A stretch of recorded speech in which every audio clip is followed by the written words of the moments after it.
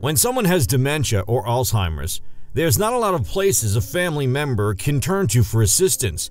The Lantern of Chagrin Valley in Ohio has become a beacon of light and hope for the help.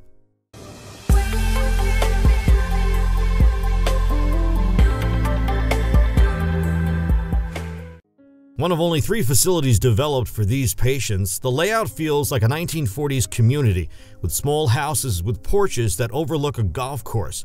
A lot of detail went into the facility, including the paint schemes to match the time period. The facility, which placed special fiber optics in its ceilings, recreates a starry sky and special daylight atmosphere inside.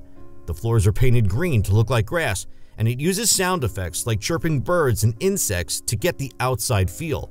According to CEO Gene NXXTA, every little thing you see, the wall color, the paint, actually has a therapeutic benefit, a therapeutic value.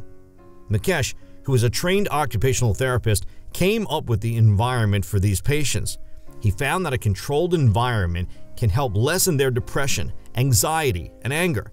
That's when he decided he wanted to develop a facility that would bring together a controlled environment in a living setting. The residents also partake in various classes, such as relearning the basic functions and skills. NXXTA said, "I take them back to those memories. I create a time capsule. It enables them to embrace everything around them."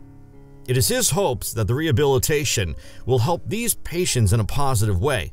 NXXTA feels that a controlled setting will help slow down the progression of other similar diseases. NXXTA's facility of recreating the lives these patients once lived is giving hope to people who face age-related diseases with their family members.